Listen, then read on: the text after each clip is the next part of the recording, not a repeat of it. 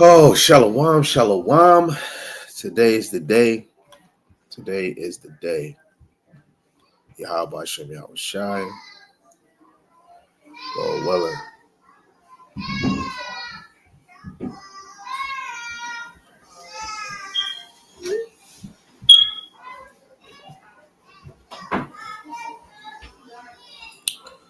Shalom, shalom. Oh yeah, I had to go pause. I had to share this. And I shared it to you, Miss Clicker. Yeah, because I know you.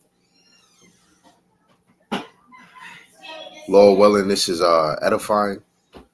We're gonna get straight to the point. Lord willing, we're gonna bring out these precepts. Make sure this lesson is hitting every angle.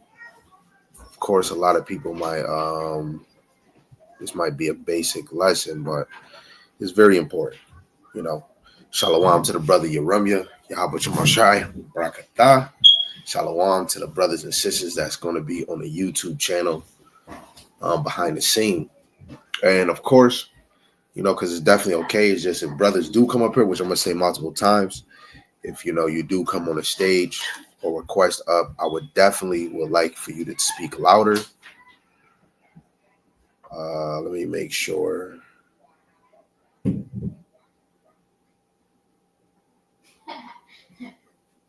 Yeah, not Yeremia, you the manager, man. Let me add something over here. Boom, boom. Oh shoot. I think they changed it, so I don't know if I'm doing. Oh, okay, I got it. Let me make sure it worked. Panel, layout. Okay, it should be good. Okay, con. You can see the request button though too, right? Just making sure if somebody do make the decision on sliding up. Again, we're gonna deal with the point, which is a classic basic lesson, which the title of this lesson is really Yahweh Hashem Yahweh Shai, right? The Most High's people will be preserved. Directly speaking about the elect. You have a lot of people, like brothers was saying for the past few days while I was at work, you got a lot of people getting on TikTok or YouTube for, for entertainment, a money thing. This is really about to edify the sheep. And that's what makes this truth, those that is teaching the truth, different from those that are not. But before we start, let's give our praises to the one true power, Yahweh, Ba'ashem, Yahushai, Ba'ashem Rakakwadash.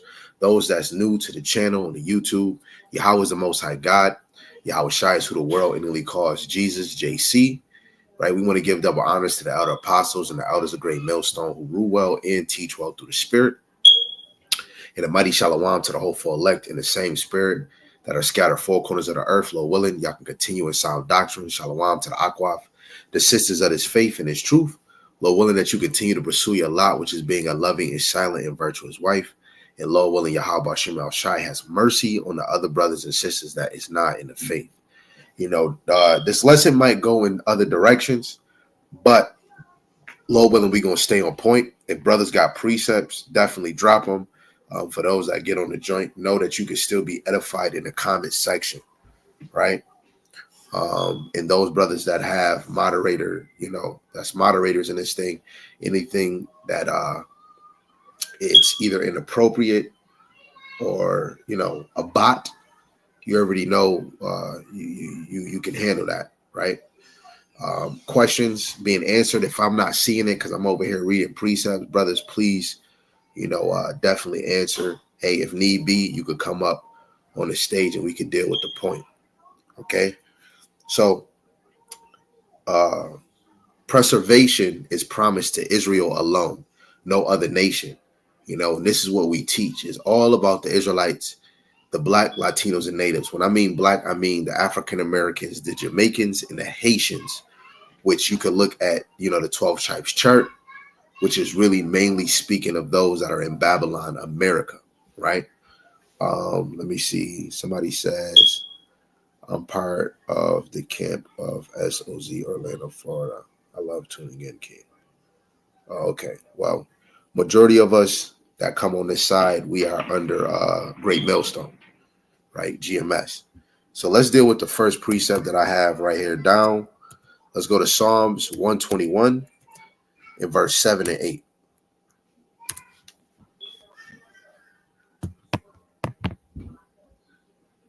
I'm on both of my laptops, my double screen right here. So if you see me looking this way, for those that's watching on the other live, I'm looking at my screens. So this is Psalms chapter 121, verse 7 and 8. It says, Yahweh shall preserve them from all evil. He shall preserve thy soul. Yahweh shall preserve thy going out and thy coming in from this time forth and even forevermore. So this is spoken to Israel. So we're going to slide up to verse 4 and 5. 4 and 5, it says, Behold, he that keepeth Israel shall neither slumber nor sleep. Yahweh is thy keeper. Yahweh is thy shade upon thy right hand. And this is beautiful to know. The Lord is always working with the nation of Israel. He's not sleeping. It says, he that keepeth Israel shall neither slumber nor sleep. So none of us can never be away from Yahweh Ba'ashem Shai, only when you're not in the truth, right? No violence, no love, nothing can hide you from Yahweh Ba'ashem Shai. When you look at the book of Sirach 42, verse 18 to 21, the Lord knows all the secret thoughts. He knows what's in your mind. But let's stay on point. Let's go to the book of Jeremiah, chapter 31 and verse 35. Shalom to the brother GMS. Shalom, shalom. Yahweh Shemashai Brakatah. Right? So again, brothers got any points? Lord willing, I'm going to be able to focus on the comment section and we'll bring out your precept. Again, the point is Yahweh Ba'ashem Shai preserved his people, which is Israel, through the elect. Anybody that has a problem with understanding the elect of Israel is the saints on this side. Those are the only people getting saved from the destruction that's coming to this place or coming to this world. So Jeremiah 31 verse 35, it says, Thus saith Yahweh, which giveth the sun for a light by day, in the ordinance of the moon and of the stars for a light by night, which divideth the sea when the waves thereof roar. Yahweh of hosts is his name. If those ordinances depart from before me, saith Yahweh, then the seed of Israel also shall cease from being a nation before me forever. Thus saith Yahweh, if heaven above can be measured, and the foundations of the earth searched out beneath, I will also cast off all the seed of Israel for all that they have done, saith Yahweh. Now, through the Spirit, we understand, the man of sin, right? The son of perdition has been revealed. He is the only nation, which is the Edomites, the so-called YT man. We already know who that is. That is the only nation truly on the earth that's leading the forefront of measuring space, the depths of the ocean, the earths, right? The person said in the comment section, can't even discover 5% of the ocean. 5% out of 100, that's nothing. And they're trying to spend top dollars for the best scientists in the earth. If anybody knows Project Paperclip, you understand that America and Russia split a lot of the German engineers, okay, to be able to have the best engineers when it comes to especially the military weapons that's in the world. It all stems from, the minds of people in Germany. The brother quoted the same verse we just read, Jeremiah 31 and 37. Thus saith Yahweh, if heaven above can be measured and the foundations of the earth searched out beneath, I will also cut off all the seed of Israel for all that have been done, saith Yahweh. And on the other side, there's only one nation that's constantly searching these things out. That nation don't want you to get it, man. They don't want you to get what's promised to you. Of course, what they say in the world, they big mad. Okay, so the preservation of Israel is tied to Yahweh, right? And again, Esau's destruction is connected to Israel's salvation.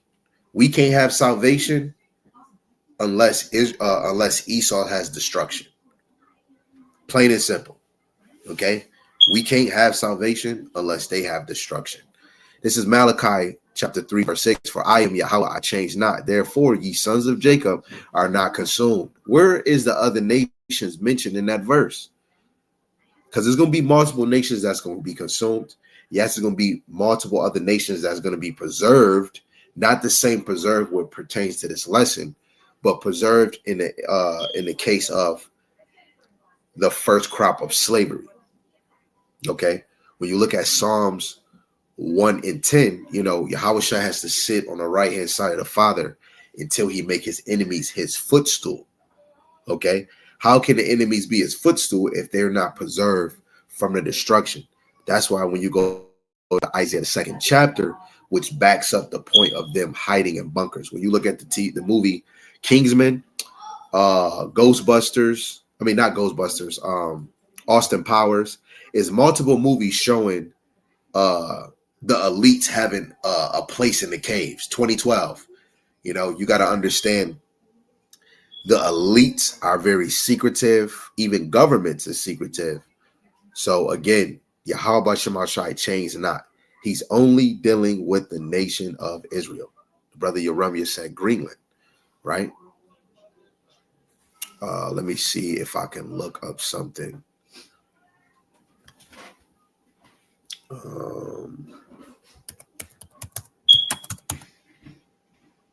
My computer's a little slow, so I might not be able to do that much.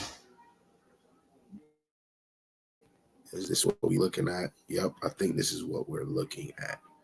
And just what you just spoke about, Yeremiah typed it on, Google, Greenland. And the first thing they pop up is a mountain. They pop up a mountain. Okay. But we're going to go back. The brother dropped Jeremiah 16:16, which is a classic. If nobody is preserved, why is he making, the fishers hunters? Now, through the spirit, if anybody knows, Hassad tried to say these were the Babylonians. They were fishers and then they became hunters. I don't know how they got that mixed up, but Jeremiah 16:16, behold, I will send for many fishers. Only we understand that the disciples was considered fishers, right? Men, that they were fishers of men. Saith Yahweh, and they shall fish them. And after will I send for many hunters, and they shall hunt for them from every mountain and from every hill, out of the holes of the rocks. Now, the Israelites was hitting in, it was, they besieged Jerusalem. This is speaking of a future prophecy. The brother put Greenland movie is a good watch. If the Akim never seen it, speaking on the Elise plan. For those that are actually on, let me see if I can do this real quick. Going on Google, and we're going to look up Greenland movie. Let's see what pops up. I think I was going to watch this, but then I actually turned my head to it. So this actually, I know I know one of my wives is on here. I know she's going to put this in the database. This might get watched tonight. Okay. Like the brother Yeremiah said, if you haven't watched it, make it a must. Put it on your schedule. Let me see some. Yep, she look already respond. Quick with the fingers. The brother Kakama put Revelations, the 6th chapter, verse 16. Mad Max, they lived in mountains. Yes. Yo, the scriptures is so real, man. Like, I don't know if a lot of y'all don't know, the government has a movie sector in the government. So a lot of movies that we would say is controversial, it all stems from the government, like Born Identity, Shodan. okay, which is a real man that was a hacker. But this is Revelation 6:16 by the brother Kakama. It says, and said to the mountains and rocks, fall on us and hide us from the face of him that sitteth on the throne and from the wrath of the Lamb. What Jake is near the mountains? Yeah, hills have eyes. What Jake is near mountains, man? Literally, when you watch the movie Everest, those is real. It's heathens climbing up a damn mountain where your oxygen is low. Jake, what Jake have the time to say, let's go search the deepest part of the ocean? Unless they got a little season of Edomite in them, you are not finding a Jake in the hood that's going the deeps of the ocean.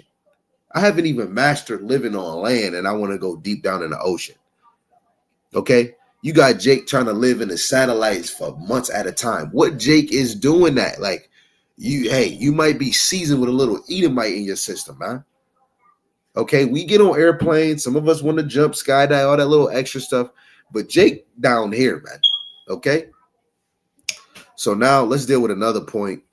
Yahweh preserved Israel through judgment. Let's go to the Jeremiah, the 30th chapter, in verse 7, which aligns with Daniel, the 12th chapter. Okay? Now, this is a conversation where you're going to have always some feedback towards people. Refreshing, finding people that understand knowledge. When brothers speak about Israel being preserved, is always going to get some lip back. Everybody thinks all nations are going to be preserved. When you look at the name saints, people think that's everybody in all nations. But when you look at Psalms 50:5, there's only one nation that made a covenant through sacrifice to Yahweh Ba'ashem Yahushua. So this is Jeremiah chapter 30, verse 7.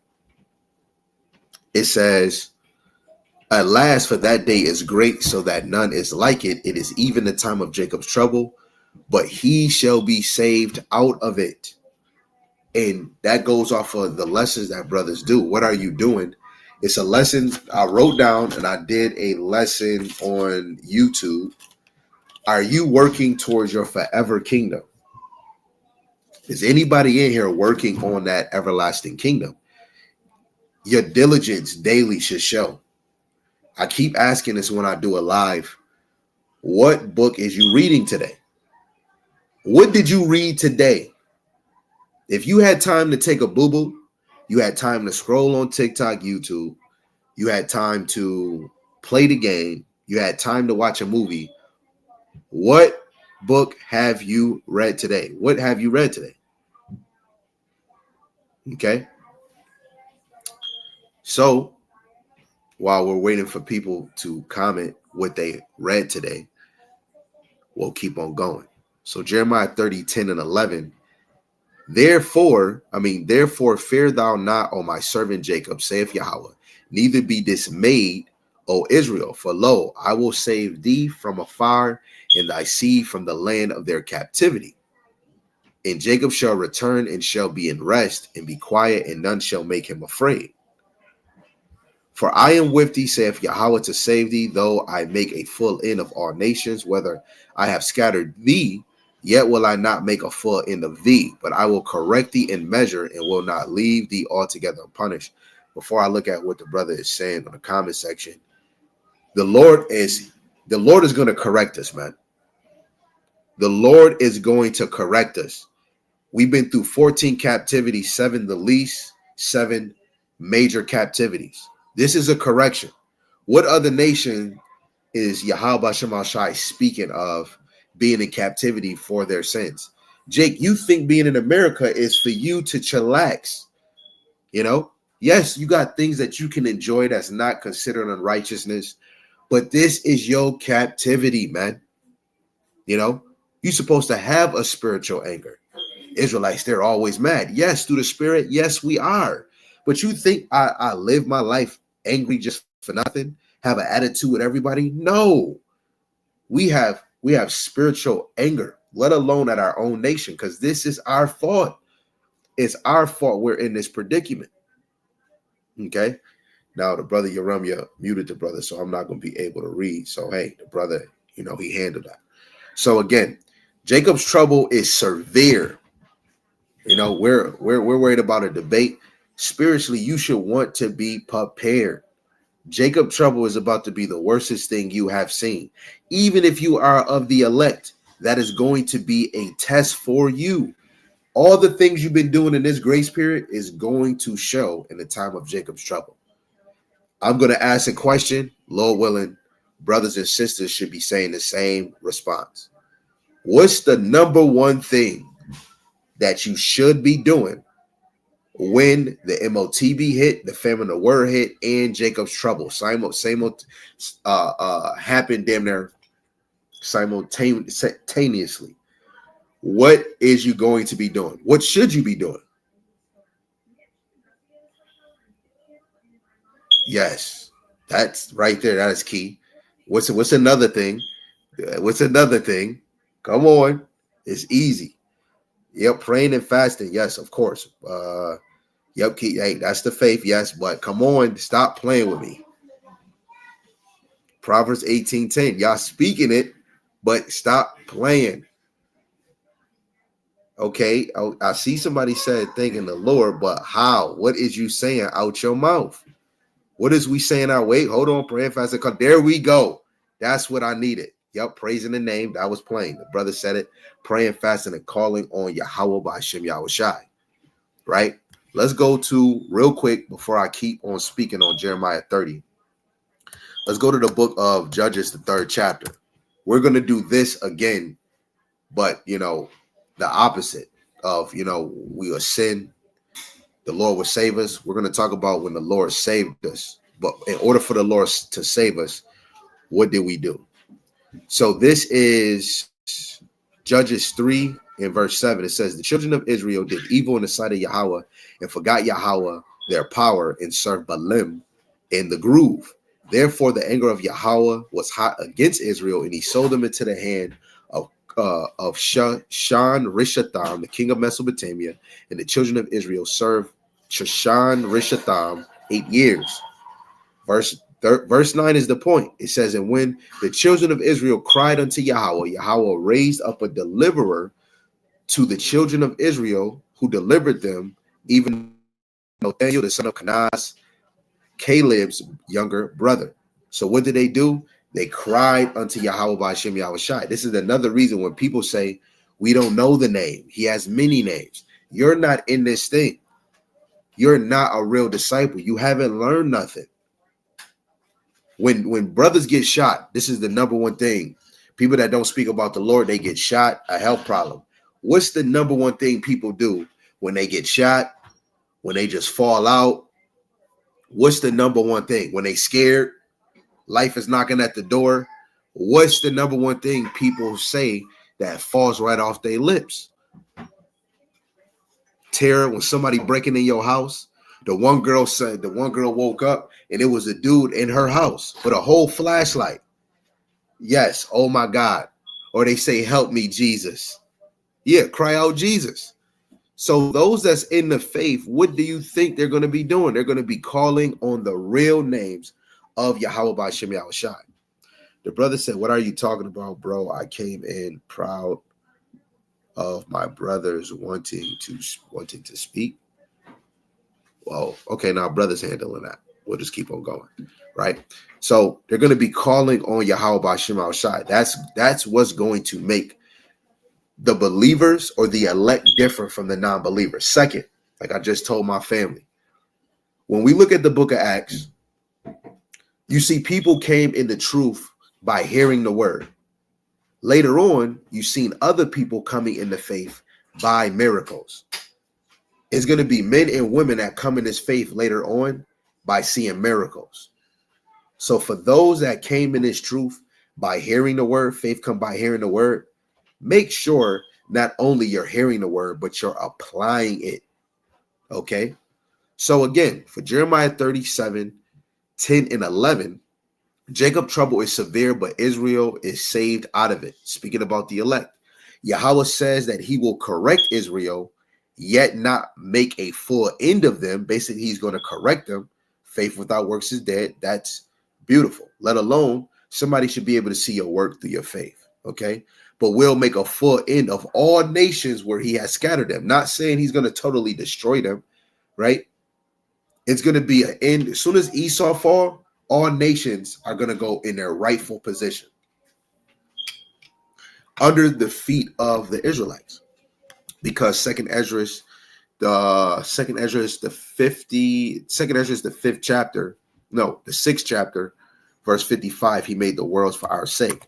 So this is Ezekiel, the 11th chapter, in verse 16. The brother Yeremiah Gabar, he put Malachi 3 and 6. For I am Yahweh, I change not, therefore ye sons of Jacob are not consumed. Right? And this is something that a lot of people can't get in their heads. If you believe the Lord didn't change, just because the New Testament is worded a different way, is more eloquent, you just think whosoever is every nation, or God so loved the world that he's speaking about every nation. But go in the New Testament and show me the Lord speaking about saving a nation by name. He says Jews by name, right? We can go into Revelation. He says the 12 tribes of Israel by name, but where have he mentioned the other nations by name? I'm going to read that 1 Corinthians, but let's read Ezekiel 11 and 16. It says, therefore say, thus saith Yahweh B'Shem Shai power, although I have cast them off among the heathen, although I have scattered them among the countries, yet will I be to them as a little sanctuary in the countries where they shall come. And this is the elect. The elect is a small flock. Okay. The Lord is not dealing with the many. He's doing the same thing he did in the time of Noah. That's why every person I get on a live and not on a live, every day you're trying to make your call and election sure that you get, like, what do they do in the NFL, NBA? You get drafted. You are working towards to be one of the elect. In the end, you're going to know you are predestined. But how you say you have faith, your action shall follow that. Okay? Verse 17. Therefore say, thus saith Yahweh B'Shem Shai power, I will even gather you from the people and assemble you out of all countries, assemble you out of the countries where you have been scattered, and I will give you the land of Israel. There we go. Everybody want to go to the New Testament, but what about the prophecies in the Old? Right? Why is it saying that he's gonna give you the land of Israel? Israel wasn't given to every nation. Let's get this in our thick heads. From between the Euphrates to the Nile River, that land is truly given to the Israelites. So how is the Elamites getting that land? How about the Edomites, the Hamites, right? How are they getting this land? That land was not promised to them. The Lord did not remove and tell Abraham to leave his land, his kindred, and his people to go to a land that he's going to give him and his descendants. There's no way, Jack. Hit the road, Jack, and don't you come back no more. These is the reason why brothers that's really in this truth, especially Great Millstone, that we understand that they deal with prophecies the most. When these elect or these saints are gathered, he's going to give them the land that he promised them. Got to make it make sense. Okay. I did promise I was going to read that brother's precept. So before I read mine, let me swipe up. The brother put 1 Corinthians, the 3rd chapter, verse 13. And lately, for the past few weeks, the kingdom been on my mind. Just speaking about spiritual powers. You know, a lot of people don't believe spiritual power is going to happen on the side. I know battle axes and one body, they say the miracles that Yahushua did is a metaphor. He didn't really do miracles. You do not want to be that Israelite that don't believe in miracles, right? But you say you believe in this truth. No, the hell you don't. If you don't believe in miracles, how the hell you believe you breathe in air? Have anybody seen air? Okay. You say you don't believe in miracles, but when you open up your car engine, you see all the things that make your car move and this function. But go on YouTube, go on Google and look at the inside of a human body. Look how that got all put together. Somebody had to have a great mind to do all of those things. And you telling me you don't believe in spiritual powers. It's a metaphor. That's crazy. But this is First Corinthians, the brother's precept, chapter 3, verse 13. Every man's work shall be made manifest, for the day shall declare it, because it shall be revealed by fire, and the fire shall try every man's work of what sort it is. And that fire is this walk, man, this tribulation, man, this affliction. Yo, right here, this is a little taste of that. Yes, you got to work this chain of darkness, but you haven't felt none. When the feminine word comes, it's going to be a shadow of darkness, man, right? When the MOTB come, yes, it's going to get real, but a lot of y'all going to be like, damn, Great Millstone was actually right. Those is the only ones that's pushing the MOTB and the affiliates. Then when Jacob Trouble hit, I'm telling you, it's going to be friends against friends, neighbors against neighbors, your relatives. It's going to get, Jake, you haven't seen nothing yet. We talk of slavery. Yo, look, when you look at the lynch law, that was 79 years ago. That's not long ago. Jake, we read about physical getting whooped and all of that. Now we're reading about Jacob Trouble, which is the end. Ecclesiastes. Better is the end of a thing than the beginning thereof. How do you think the end of this is going to be? Jake, you really don't know. Right? So we're in a trial run right now. This is a test right now. Right now, this is the test. If you're coming in the truth, this is the grace period. As you using it, then the miracles come. And then after those points, when all hell break loose, we gonna see who is really about this truth, man. Okay? A lot of women are gonna be humble. I know a lot of women get tired of how men is speaking, but guess what? You really don't know. America raised you. You are the daughters of Esau. You really don't know what life is. You don't even know why you in America. Jake, why are you scattered four corners of the earth? Why is the Latinos have an evil eye towards the Southern Kingdom? Why do the Latinos don't want the so-called Jake or the Southern Kingdom to date their daughters? Why do Jake now want to say all the 12 tribes are black? It's not the Latinos or Hispanics. They're not our people. Why do you think you got that mindset towards them? How do you think you got that? You really don't understand. You really don't know what's going on. Y'all really think y'all was made to work all day. We are in captivity because of the shit we did. But you really don't even know why. Okay? Yeah. So this Amos chapter 9 and verse 8 and 9. It says, behold, the eyes of Yahweh by Shem Yahushai power are upon the sinful kingdom. First, that sinful kingdom is Israel. And, simultaneously, it's Esau. It's this America place, which is, this is a whore. It says, I will destroy it from off the face of the earth, which physically, Yahweh by Shem Yahushai is definitely going to destroy it. Saving that I will not utterly destroy the house of Jacob, saith Yahweh. First Peter chapter 4 in verse 18. The righteous are going to be scarcely saved. It's going to be difficult. It's going to be like barely by the skin of your teeth.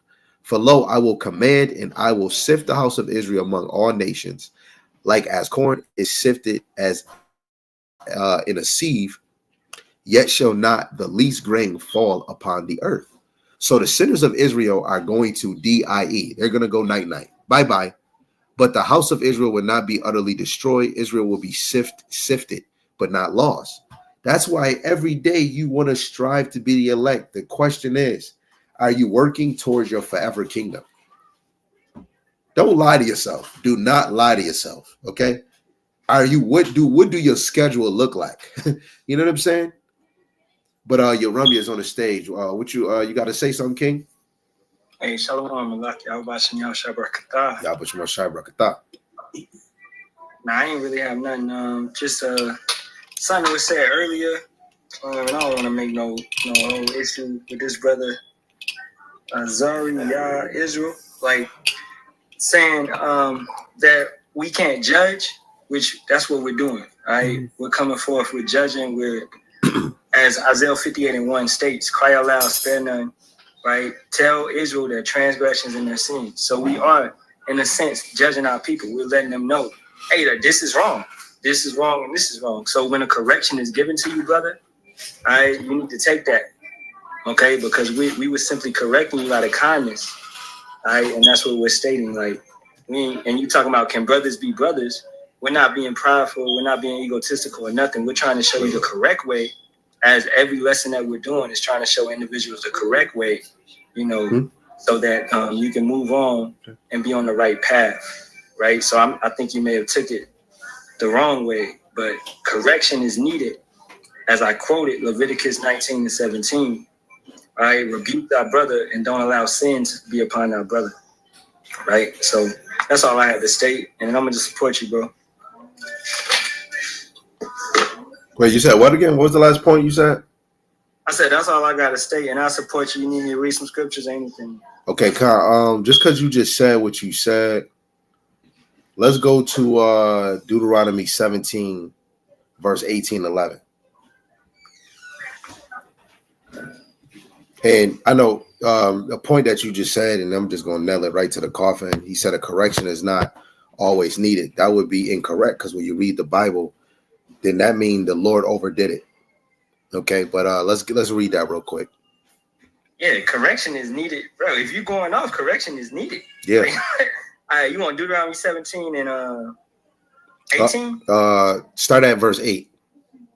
Verse 8, and it reads, if there arise a matter too hard for thee in judgment, between blood and blood, between plea and plea, and between stroke and stroke, being matters of controversy within thy gates, then shalt thou arise and get thee up into the place which Yahweh thy power shall choose.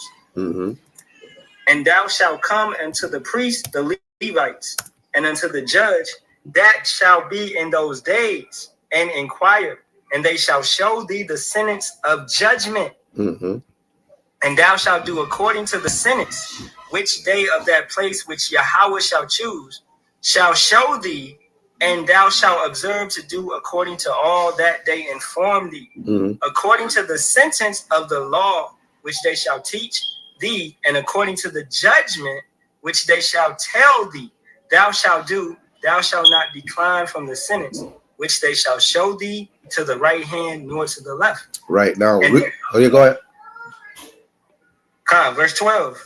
And the man that will do presumptuously and will not hearken unto the priest that standeth to minister there before Yahweh thy power, or unto the judge, even that man shall die, and thou shalt put away the evil from Israel. Right. So when you look at it, I mean, it's multiple precepts we could go to real quick, but the prophets do not judge according to their own mind. They judge by the law, testimony, and the spirit of Yahweh Shema Shai that dwells with them. So at the end of the day, hey, so it could probably be something that don't pertain to the law. It could probably pertain to your character or something that you're speaking on. You know, as a man of the Lord, you're held accountable, especially when it comes to either if a person doing a live, and say if it's taken away from the lesson or you are a distraction. Brothers should speak on those things. Now, no brother need to be high and mighty or anything, but at the end of the day, the Lord is going to require, that person's blood at the end. Let's get Psalms 19, verse 7 and 9.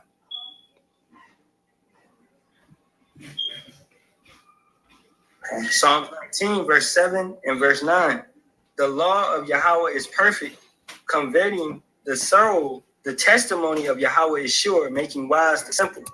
The statutes of Yahweh are right, rejoicing the heart. The commandment of Yahweh is pure, enlightening the eyes. The fear of Yahweh is clean, enduring forever. The judgments of Yahweh are true and righteous altogether. Right. The Lord's judgment is righteous altogether, right? So the judgment of Yahweh Shema Shai is true and righteous altogether.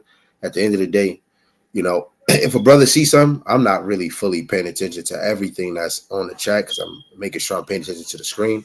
At the end of the day, if something is out of pocket or out of order, it's okay if a brother brings it to attention. It's like doing the back and forth. Brother said what he said and let it go. Now, I understand you trying to explain yourself. You're not put on a bin burner. This is not court. The brother said his piece. Yeah, it's not that. Is that deep? We handle it. It's like you got a booger in your nose, man. I'm gonna tell you, bro. Hey, bro, you got a booger in your nose. Get that shit up out your nose, man. That's all we did. Mm-hmm. You was spelling the Hebrew. Your Hebrew was off. You was spelling it incorrectly. Me and the brother Kakama corrected you. And that's it. That's simple. Just let it be, bro. Yeah. So that's it. Don't make it a big deal. Yeah. So you don't have to come up and if he just speaking on you spelling something incorrectly in Hebrew, that's a minor. Okay, now let me fix that. 1, 2, 3. Cool. That's it. That's it. And again, you don't need a rebuttal. He just said you just speaking on you spelling Hebrew wrong. That's it. That's it. The brother put Proverbs 27:5. Open rebuke is better than secret love, right? And at the end of the day, what if a person is seeing you spelling something incorrectly and then didn't say nothing? That's not real love. Let alone that is true. Let alone you got to think about the sheep. That is true because I forgot about that. Kakama just reminded me. He put in the chat YBYBA. He abbreviated Yahweh Ba'Shem Yahweh Shah Barakatah. And I'm like, bro, we don't do that, bro. Mm-hmm. All right, because I told the brother to spell it out. Mm-hmm. Like that APTTMH, that YB, I've never seen that before, but that YBYBA, or that MHCB, all that bullshit, y'all gotta leave that alone, man. Hey, cling on to the name. Spell it out. Don't be lazy. Don't be slothful. Spell out the name of Yahweh Ba'Shem Yahweh Shah. It's your paw to see. Right. That's all I had. My bad. I got to get this food off the grill, but I got you in a minute. No, you good. You good. Be confident. Be confident in the name of Yahweh Ba'Shem Yahweh Shai. Now, okay, we handle that. Precept came out, say this point. Let's keep it going, right? Because the whole point of this lesson is really speaking about our kingdom. The downfall of Esau is mixed with our salvation. Like the one dude on YouTube, on TikTok, I did a lesson on where he says Esau don't matter. Then he said that's some sissy stuff thinking about another man's matter. Like what? We talking about Esau. When you look at 2 Thessalonians 2 and 3, before Yahweh Shai actually come, it had to be a falling away. That's what Paul had to learn, that we was going to lose who we are. Then after that falling away, the man of sin had to be revealed, basically manifested. How can he be revealed or manifested? How can he be pointed out if nobody knows who he is?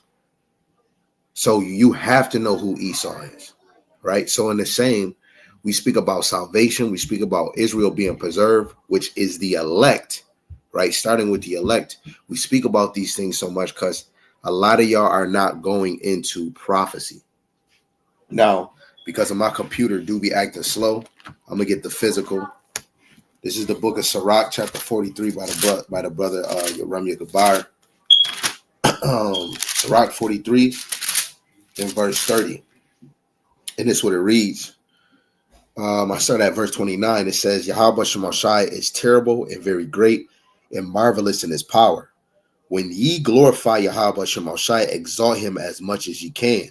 For even yet will he far exceed, and when ye exalt him, put forth all your strength and be not weary, for ye can never go far enough. Now, that's going back to the point brother just said.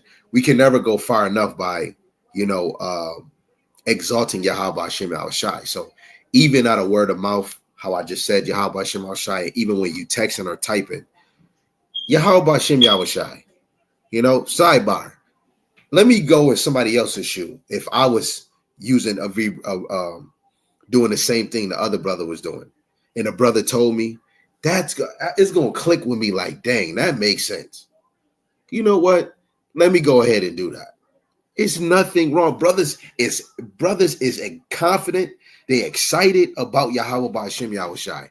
Just because a brother just said that, now you get me a little excited. Brother just got me excited. Let's go to 1 Kings, the 19th chapter. Let's see what Elijah said in the 10th verse. Hurry up.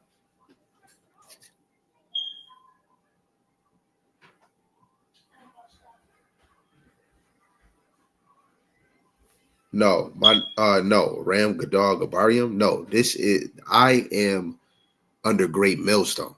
Okay. My head and my city is Zion. GMS Zion.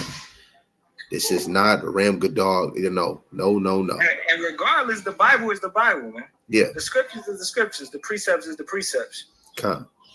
This is 1 Kings chapter 19, verse 10, it says, and he said, I have been very jealous of Yahweh, power of hosts. For the children of Israel have forsaken thy covenant, thrown down thy altars, and slain thy prophets with the sword. And I, even I only am left, and they seek my life to take it away. Right? You got to be jealous for the Lord. So how brothers might feel about anybody. If somebody's saying something wrong, teaching something wrong, right? They speaking some shabba dabba ding dong. You messed up on the name. Brothers is jealous for the Lord. Brothers love the Lord so much. Now, again, we're going to always have to evaluate ourselves too, because I should not be trying to correct any brother if I can't accept correction. Let alone I shouldn't be correcting any brother if I'm not correcting, my own self. Because shit that you do too, That's why Sirach 27:3. If a man don't hold himself diligently in the fear of the Lord, his house is going to be overthrown. You have to watch yourself too. Okay? The brother put Psalms 83:18. Let's get that real quick. I want to get out of here. So brothers you can't speak about the kingdom enough. This is not living. Having a sports car, got the engine rope. Hey, this is not enough, bro. This is not living for me. This is Psalms 83:18. It says, that man may know that thou, whose name alone is Yahweh, art the most high over all the earth. Right? When you think about Yahweh B'Shem Shai, everything you do is trying to put respect on his name, man. On his name. Right? Let me just because we just said that. Let's go to what is it? 2 Timothy chapter 1 and verse 9. I'm gonna read this real quick and I'm gonna give it to you, Yeremia, in the NLT. I believe this is the verse that I want. This is the one. I believe this is the one. This is the one we want right here. 2 Timothy chapter 1, verse 9 in the NLT, it says, for the Most High saved us and called us to live a holy life. He did this not because we deserved it, but because that was his plan from the beginning of time, to show us his grace through Hamashiach Yahushai. Isaiah 46:10, he declared the end from the beginning. He's going to do all his pleasure. He didn't do this because we deserve it. We're all filthy mother-sucking rags, right? So especially on dealing with preserved Israel, or if we speaking about brothers judging, or if, it is brotherly love, but it goes to a certain level. Every camp is not coming together, right? If we see brothers, hey, yo, shalom, and we keep it moving. At the end of the day, that brother teaches something else that most likely is incorrect. Hey, he need to fix that up. But at the end of the day, real brotherly love, you see it within your congregation. Better yet, you see brotherly love is if I disagree with something in a doctrine and I bring it up to brothers that's the head of the camp, brothers in the camp, like, hey, I don't agree with this. And we sharpen each other's sword so that we can all teach the same thing. I know brothers in camps that don't agree with certain breakdowns that the camp teach, and they still laboring with that camp. That's not real brotherly love. Did you bring that up to the elders? Did you bring that up to them that you didn't see it? No, I didn't. I don't want to cause contention. That's not real brotherly love. You want to have no division. You don't want to go home and say, babe, this is what this going into. But the camp we with, they teach something else. I don't agree with that, but I love my brothers. You don't really love your brothers if you don't agree what they are teaching.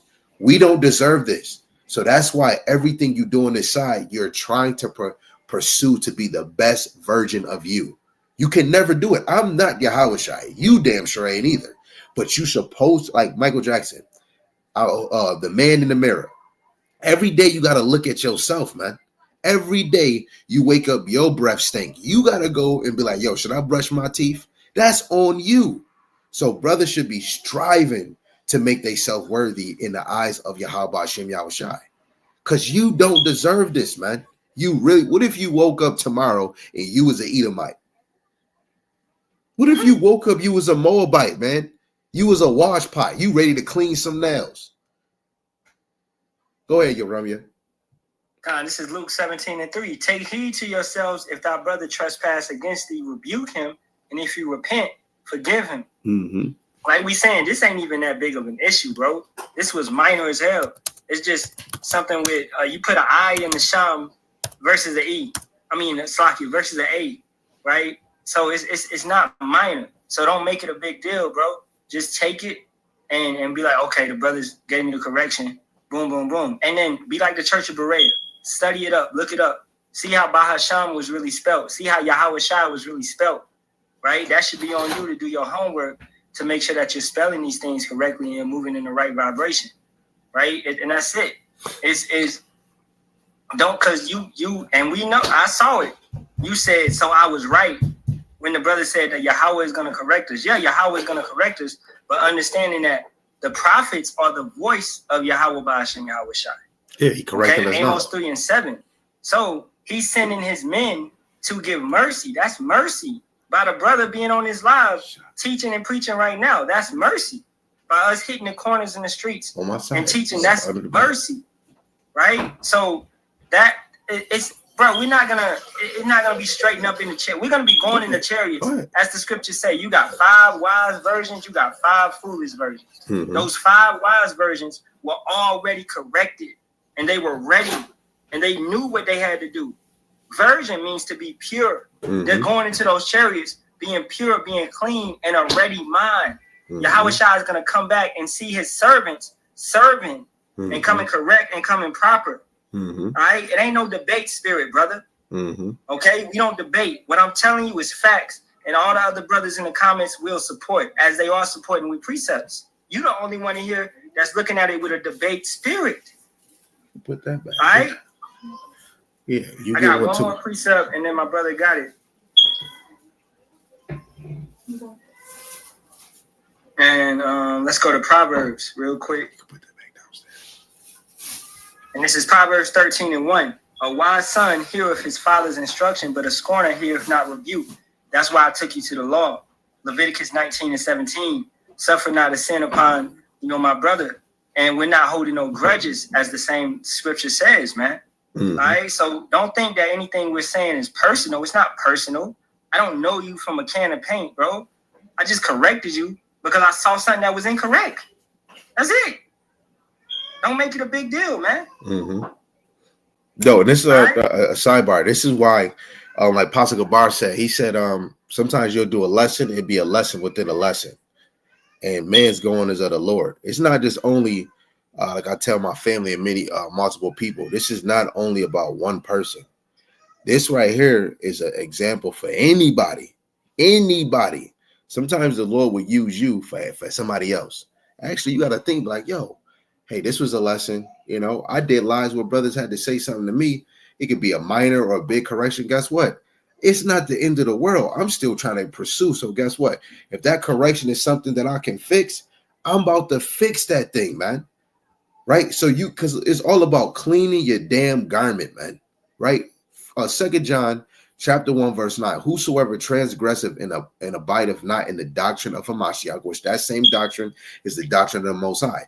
When you go to, when you go to St. John the 17th chapter, verse 20, right? Yahweh Shai didn't only pray for the disciples, he prayed for the believers. And the believers is coming in this thing by the word that they're teaching. So the same word that Yahweh Shai gave the disciples is the same word that the Heavenly Father gave to Yahweh Shai. We got the whole volume. Yahweh Shai opened up them seals. He told Daniel to seal the book, right? So brothers wouldn't even be able to correct one another without these scriptures. He that abideth in the doctrine of a Mashiach, he have both the Father and the Son. If there come any unto you and bring not this doctrine, receive him not into your house, neither bid him Godspeed. Now I bring this out.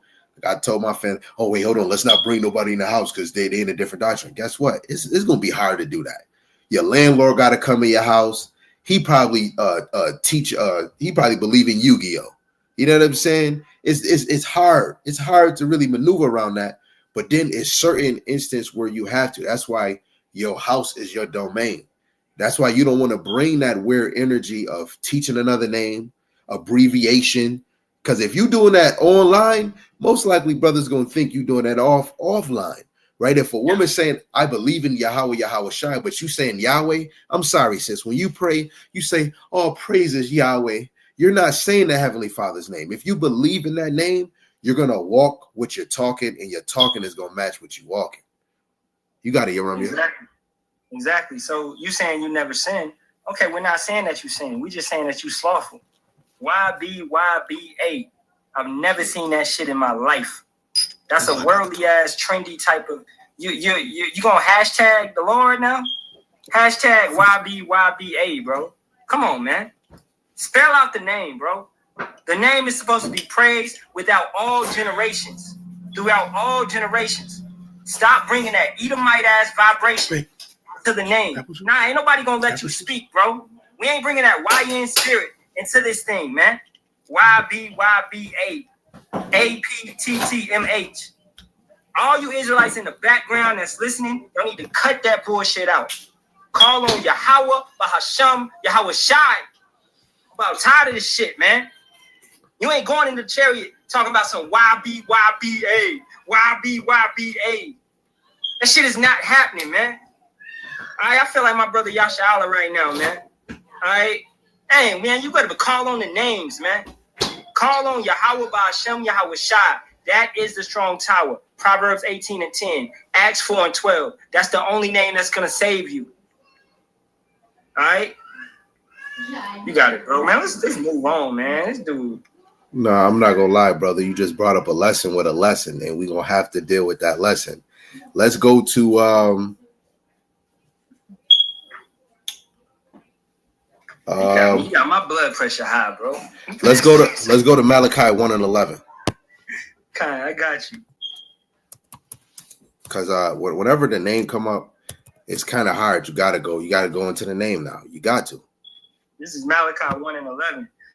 For from the rising of the sun, even unto the going down of the same, my name shall be great among the Gentiles. Hey, look, if you use an abbreviation, a nickname, how is it going to be great? The abbreviation or the nickname is going to become great. No, F that. His name is going to become great among the Gentiles. Go ahead. And in every place incense shall be offered unto my name, and a pure offering for my name shall be great among the heathen, saith Yahweh of hosts. Right, so the name is distinguished, right? The Most High of Israel from every idol or false deity. Without the name, you cannot identify the source of salvation or the covenant, because the name backs up where the covenant is coming from. Just like you get in the land of Israel, it comes back with a name. You can, if you're not using the name of the Lord, why would we say Israel? Really, Yasharella, right? The name backs up the image of the Father. When I think of Yahweh, I think of something terrible and great. If I say Jesus, I start thinking of some man with stringy hair. You know, the name has a meaning, let alone when you say Yahweh, it has a meaning. He is. Man, let's read Hebrews 11:6, because you hear that he is in that verse. Like when like you got to know, if the Lord is around all his creation, he is. That is amazing. Yo, how is so powerful. All these creations, he know what everybody thinking, and he's not like, damn, oh, I can't focus. What is that person thinking? It's just everybody thinking and speaking at the same. No, his power, he's so fire. Xavier is nowhere near compared. He got to go to a machine to hear everybody's thought. Yahweh know everybody from the left to the right, and then he got even workers. Come on, let's get that. Come on, man, please, let's get it. I got you. Hebrews 11:6, and it reads, "But without faith, it is impossible to please him. For he that cometh to Yahweh must believe that he is. Come on, and that he is a rewarder of them that diligently seek him." So when you get your reward, it's because he is. Let alone he's not slack concerning his promise. Look, what it say in 2nd Ezra is the 2nd chapter. When Yahweh Shai is putting that crown on you, you're gonna exalt him even more. What you think you're gonna be saying? This is not NBA Youngboy, NBA YB. No. We're gonna be saying, man, call Allah Yahweh by Shema Shai. Brother's gonna be crying. Yo, we're gonna be seeing Yahweh Shai face to face, man. Yeah. You ain't saying no nickname. Go ahead, King. Now you got it. I got to get a precept. Possessed in my name. It's in Sirach. Let me get it real quick. Ecclesiasticus 36:15. give testimony unto those that thou hast possessed from the beginning, and raise up prophets that have been in thy name. Mm-hmm. You think Jeremiah in the back in the days was talking about some YBYBA? You think Isaiah was talking about some YBYBA? Mm-hmm. You can't see, brother, how you're taking the white T man's ways and you're putting it in this truth.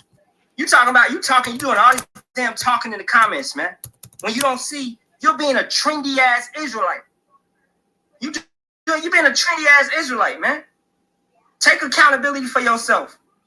We calling on Yahweh Bahasham Yahweh Shai. We ain't shortcutting it. If you shortcutting the name when spelling it out, I know you shortcutting a whole lot of other stuff. I feel it. You got it, bro.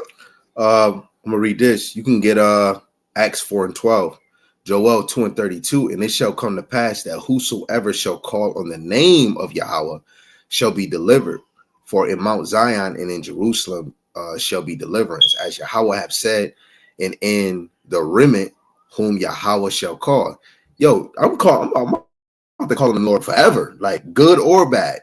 He whosoever shall call on his name shall be delivered. I want to get delivered. I'm saying that name. Let me get one more before the brother hurry up and get that. When you go to Isaiah 62 in verse, let me start at verse 6. I believe it's verse 6 we want. Isaiah, come on, man. Why did you do that? Isaiah 62. Isaiah chapter 62. Okay, I got you. He said Ezekiel 13. What verse? Starting at the top. Isaiah 62, verse 6, it says, I have set watchmen upon thy walls, O Jerusalem, which shall never hold their peace, day nor night. Ye that make mention of Yahweh, keep not silence. How can we mention the Heavenly Father and his Son, right? You say him by name, man, right? And give him no rest till he establish, until he make Jerusalem a praise in the earth. So we don't want to give him no rest. Guess what? We got, the truth only been out here for 56 years. Before that, his name wasn't even, nobody was speaking that name. Now we got it. I'm sorry, I can't use no nickname. Yeah, I can't. Like, if somebody asks me what his name, I'm gonna tell you his name. Like, we haven't had this name. Now we got it for 56 years. We haven't had this name. Oh man, brothers is confident in that name. We haven't had it in so long. So now that you got this name, we gotta stand on that business. He can't see the error in his ways. That's why he left. Because he can't see it. That's why he left. Mm-hmm. It's respect, man. It's honor. We're talking about the Heavenly Father, man, who created Yahweh Shah, who created all of us. Right. That's the utmost honor, man. Mm-hmm. Ain't no abbreviations. Ain't no shortcuts. Do you even abbreviate your father's name? Do you give your father a nickname? All right. No, you give him reverence. You give him honor. How much more the Heavenly Father? This is Acts 4:12. Neither is there salvation in any other, for there is none other name under heaven given among men whereby we must be saved. Mm-hmm. Right. There's no other name. That right there is in a coffin. Just lay that person down in bed. That's in the coffin. There's no other name. So this is why we're confident in the name Yahweh Ba'ashem Yahweh Shai. Right? Like TJ. Come here. Come on, man. And say it loud. What's the name of the Father, man? Yahweh Ba'ashem Yahweh Shai. Come on, man.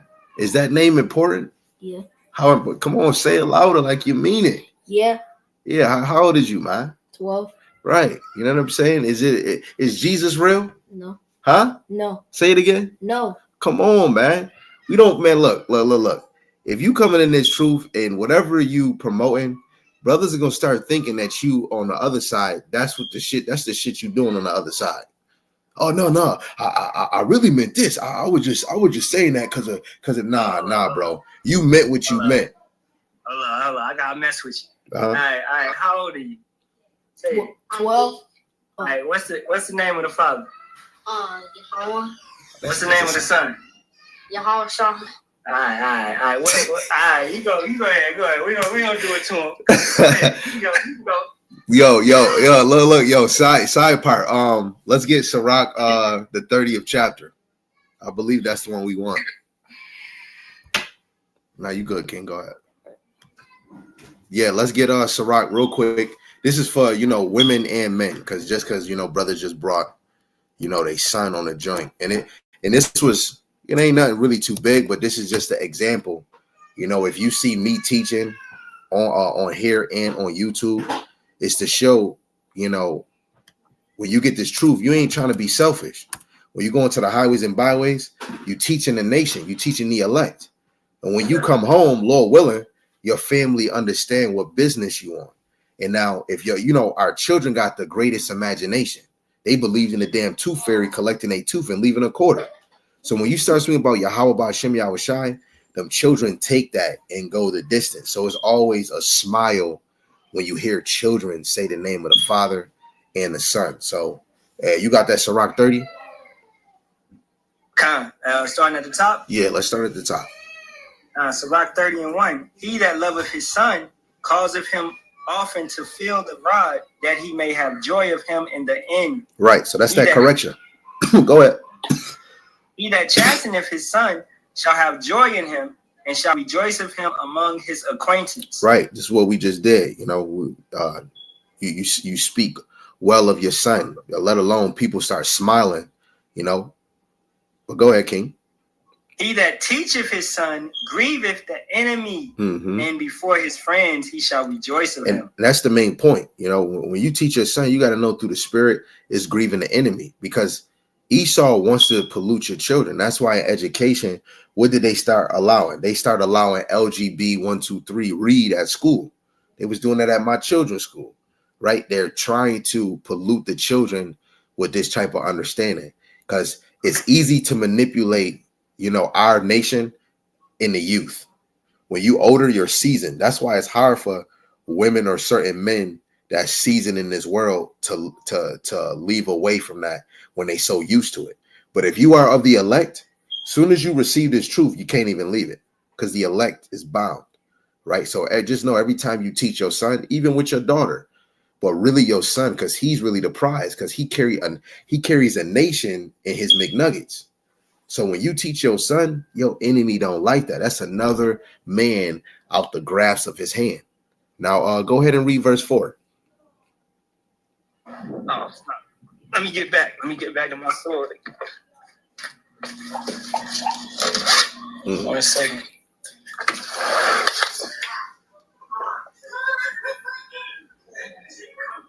All right, this is verse 4, and it reads, though his father die, yet he as though he were not dead, for he hath left one behind him that is like himself. Right? Father like son. Right? Go ahead. While he lived, he saw and rejoiced in him, and when he died, he was not sorrowful. Right. That's when you teaching your son, that's the main goal, man.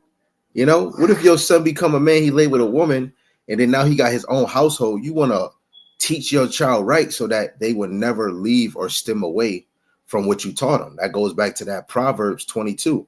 Train a child in a way that they should go. You don't teach them in a way that they want to go. No, you teach them in a way that they should. That's why being a parent is the #1 job on the earth outside of being a prophet. That's women, men, like when y'all women say I need a babysitter just to go out on a date. Hey, I mean, you could do that. You ain't causing harm, but being a parent is a job. Like, this is the #1 role. Whatever you plant in that child is going to grow. If you're lazy, that child is going to click onto that. When you show attitude, when you a woman and you talking back to your man, your daughter is about to be argumentative. The same shit she see you do, she's gonna catch on, man. Why you think when you say a word, they catch on and they say it? It's always growing around you as a parent. From a newborn. Well, a newborn baby is watching everybody walk. Why you think they want to walk? You getting up, they want to get up. You walking up the stairs, they want to walk up the stairs.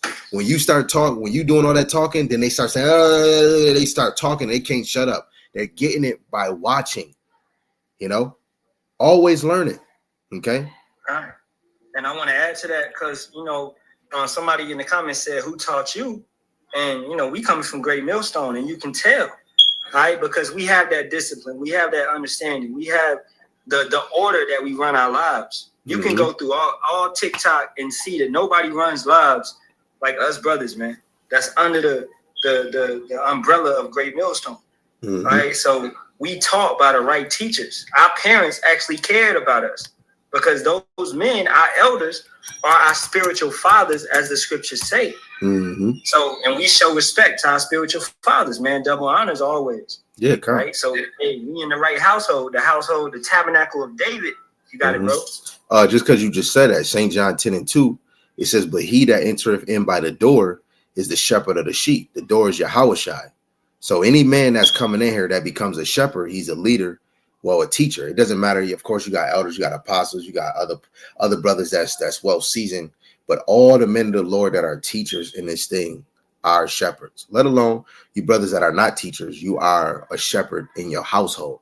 But we're talking about those that are, shepherds of sheep, right? Verse 3, it says, "To him the porter, a doorkeeper, openeth, and the sheep hear his voice. And he calleth his own sheep by name and leadeth them out," which goes with Matthew 22. If he calling you by name, he's bidding you to the marriage. But what is the voice? The voice is the doctrine. It's the scriptures, right? Which we see in Isaiah 13, lift up a banner, upon the high mountain. The banner is the sign. The banner is the doctrine. The banner is the word. But the voice as the physical attribute is the prophets. When you look at Jeremiah, when you look at Isaiah, the word of the Lord came upon him, and then he started speaking. Jeremiah 28. You hear Hananiah speak about breaking the shackles of Nebuchadnezzar.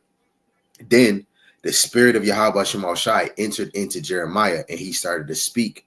And then Jeremiah said, "The Lord did not send you," right? And then he started saying, "The 7th month of this year, you're going to be unalive. You're going to die." That 7th month of that year, Hananiah was in the spirit world. The Lord speaks through you. The Lord speaks through the prophets, right? When we go, let's go to this person said, "I know the truth about Epstein, but nobody will believe me." What the heck does that got to do with what's coming out? Did anybody in here bring up Epstein? Did anybody in here bring up Epstein? What does Epstein got to do? What was going on that we talking about? Literally. Where did you get Epstein from? Okay, this is Hebrews 1:1. And I'm going to bring out the brother's precept. It says, "The Most High, who at sundry times in diverse manners spake in time past unto the fathers by the prophets."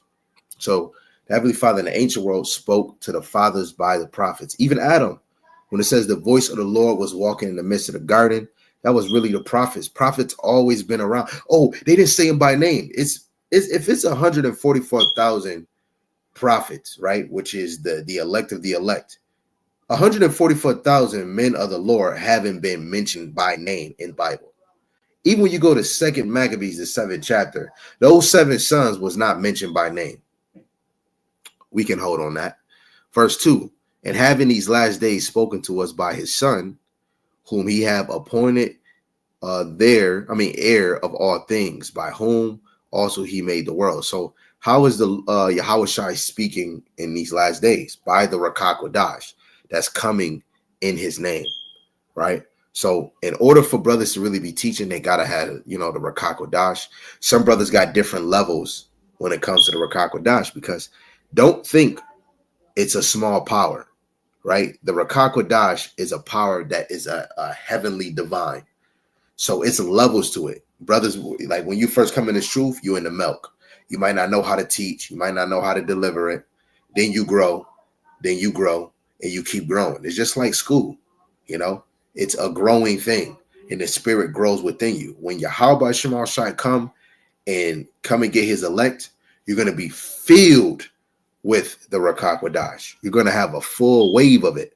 But in the kingdom, wisdom is endless, constantly growing. All respect. The Most High name is no, that's incorrect. Yahushai is Joshua's name. What does Yahushai mean? Yahushai means he delivers, he saves, or he is salvation. So it's 3 people in the scriptures that have the name Yahushai, so-called Joshua, Sirach's grandson, and the son of the Most High, which the world calls Jesus. Bug out. Yeah. That dude. Yeah. Yeah.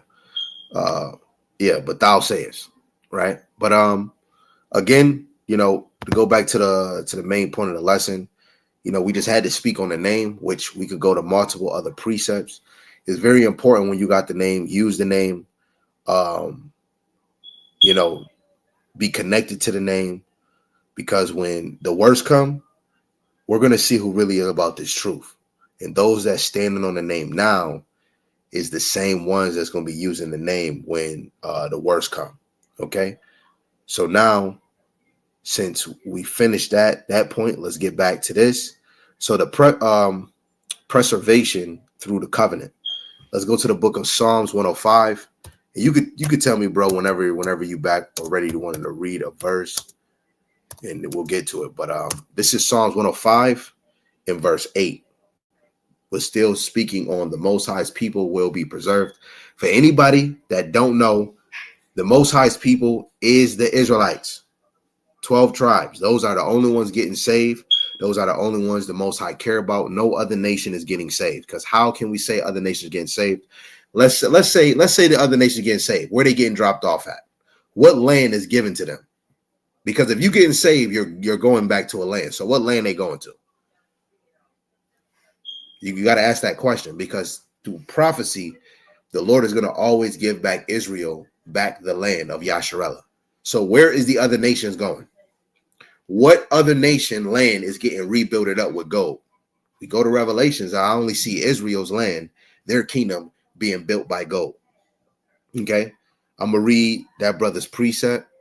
You know what? Just because before I go to mine, let me not be selfish. Let me get his first.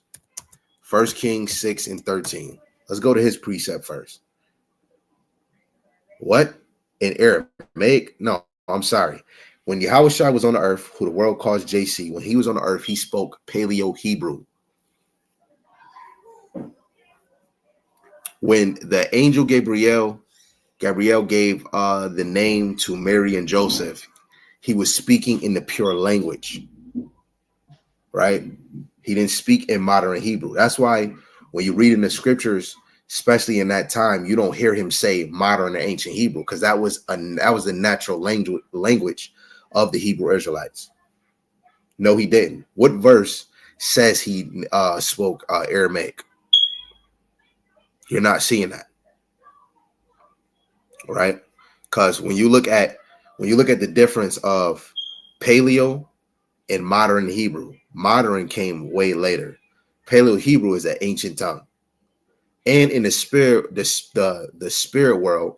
Actually, better yet, let me say this before Matazaba said it. When you go to 2 Maccabees, the 7th chapter, it says that the mother was speaking in her native language. When you look up native, it means her origin language, or the language she had from the youth. So her native language was Hebrew. So you would be totally incorrect. So this is 1 Kings 6 and 13. And I would dwell among the children of Israel and will not forsaken my people. He says, my people. Okay. This is something that, of course, this is a basic thing, but we like to stand on this, right? If you disagree with it, whoop-de-doo. The scriptures is all circled around the Israelites. Throughout the Bible, he calls them by name. When we speak about the kingdom, he speaks to them by name. When did it ever say in a verse, the God of all nations, or the God of Elamites, or by name? But he says by name, the God of Israel.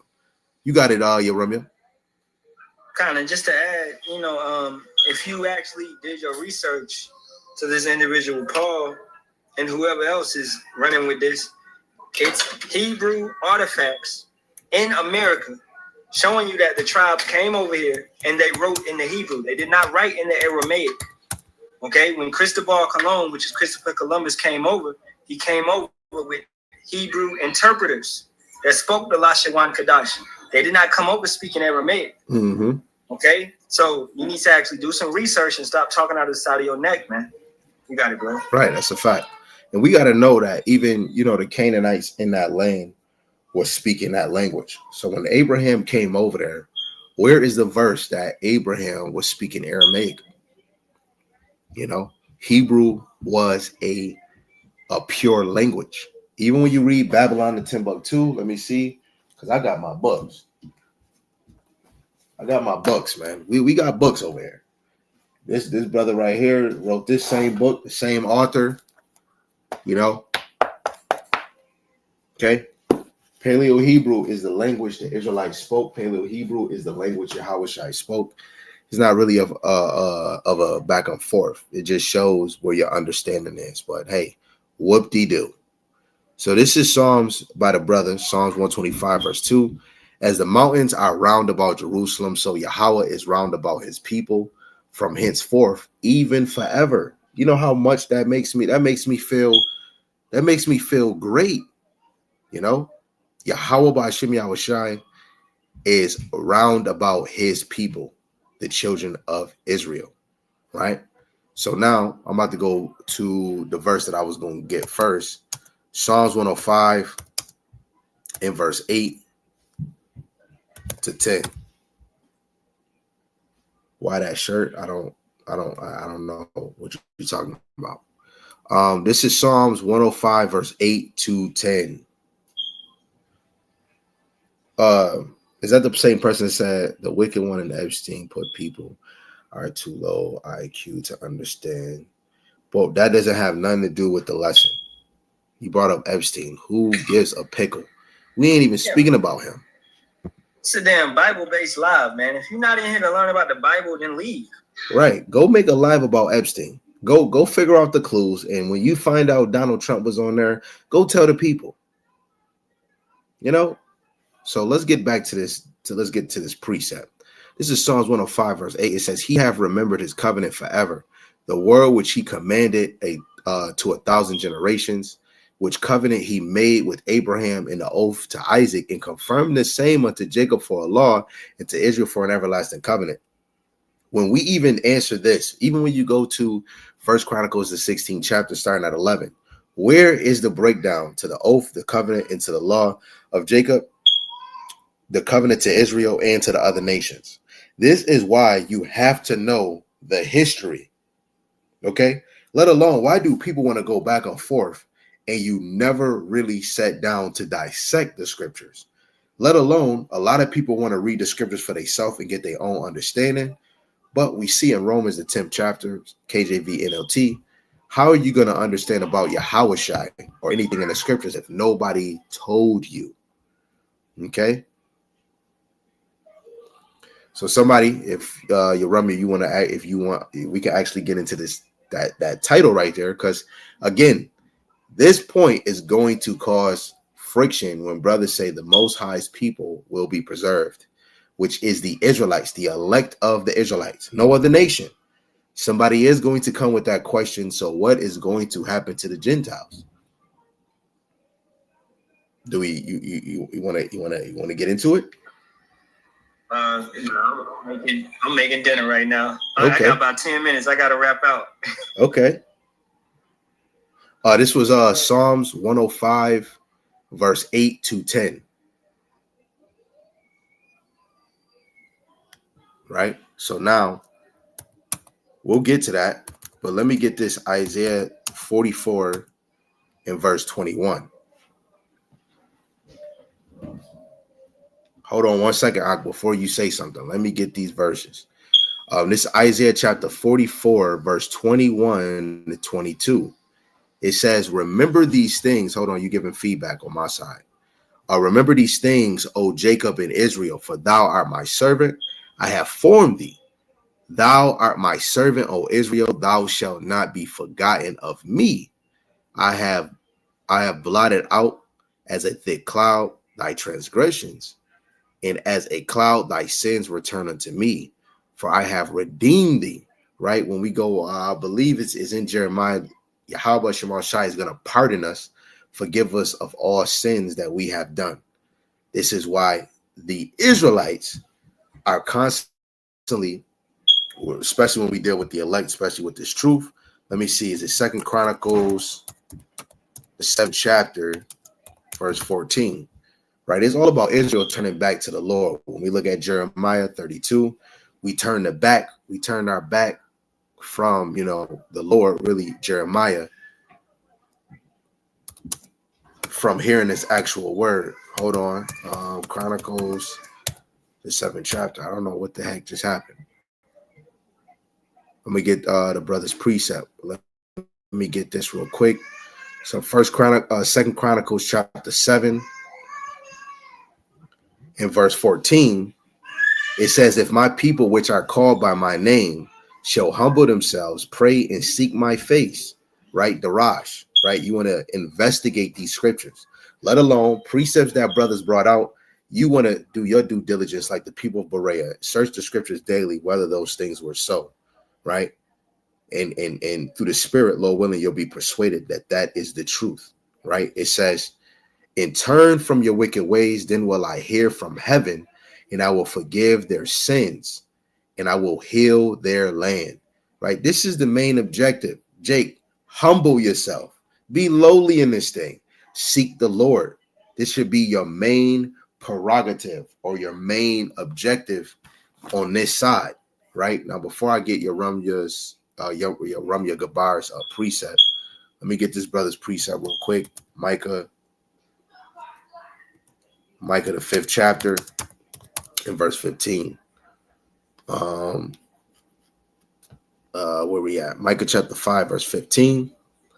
It says, and I will execute vengeance and anger and fury upon the heathen, such as they have not heard, right? Which goes to the brother's question, what's going to happen to the Gentiles. But first, Jake, you need to hear about you getting saved. You need to constantly hear that.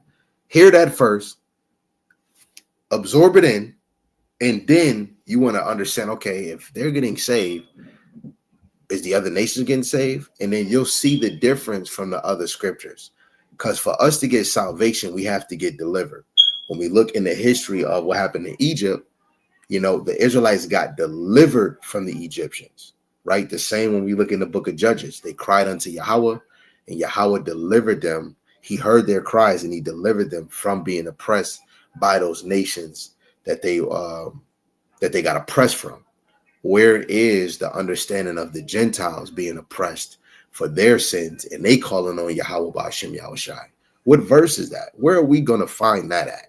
Okay, so the brother Yeremia Gabar, just for no computer's sake, because it will be slow, the classic Baruch, the 4th chapter, in verse 28.